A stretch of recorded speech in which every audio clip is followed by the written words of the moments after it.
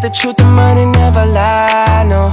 I'm the one, yeah, I'm the one. Early morning in the dawn, know you wanna ride now. I'm the one, yeah, I'm the one, yeah.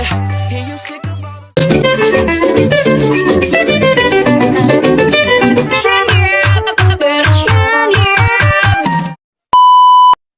Assalamualaikum warahmatullahi wabarakatuh. Hai, perkenalkan nama saya Salwa Irawanda dari Fakultas Tarbiyah IAIN Suryalaya, Prodi PGMI semester 6B. NIM saya 2151031. Di sini saya akan mempresentasikan tugas makalah sebagai tugas UTS pada mata kuliah Media Teknologi Pembelajaran SD dan MI. Sebelumnya, yang terhormat Bapak Dosen Pengampu, Bapak Dr. Andes Nurhamja MSI MPMAT, dan Asisten Dosen Bapak Ambar Maulana MPD. Di sini, saya akan mempresentasikan makalah yang berjudul tentang kawasan teknologi pembelajaran yang dibuat oleh kelompok 2 atas nama saya sendiri, Salwa Irawanda, Rina Nur Kusumawati, dan Anissa Komalasari. A few moments later. Yang pertama ada tentang pengertian teknologi pembelajaran. Apa sih yang dimaksud dengan teknologi pembelajaran itu?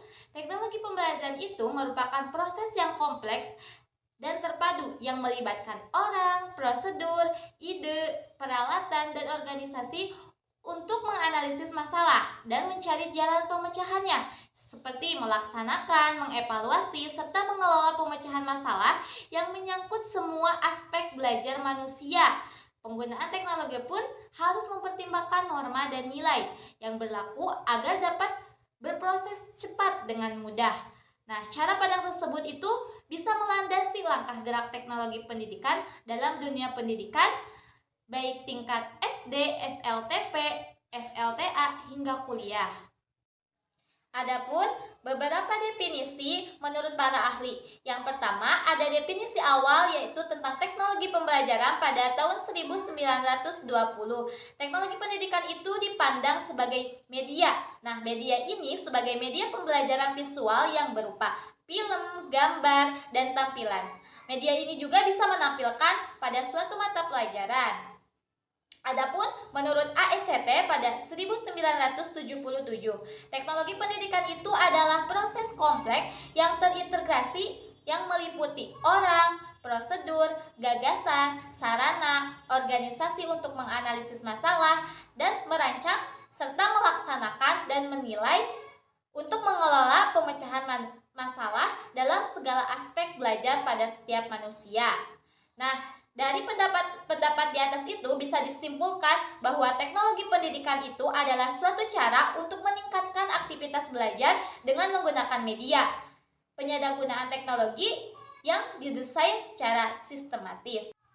Adapun kawasan teknologi pembelajaran secara etimologis yaitu domain atau kawasan yang berarti wilayah daerah kekuasaan atau bidang kajian, kegiatan, garapan yang lebih kecil, terperinci, dan spesifik dari lahan lapangan itu cakup pada suatu ilmu. Pada kawasan teknologi pembelajaran juga memiliki ruang lingkup yang lebih sempit dalam dunia pendidikan dibandingkan dengan kawasan teknologi pendidikan. Adapun definisi menurut AECT pada tahun 1994 itu hanya menurunkan satu definisi, hanya pada teknologi pembelajaran saja. Nah, kawasan yang dimunculkannya pun hanya satu, yaitu kawasan teknologi pembelajaran. Kawasan teknologi pembelajaran dirumuskan berdasarkan 6 bidang garapan. Yang pertama, ada kawasan desain.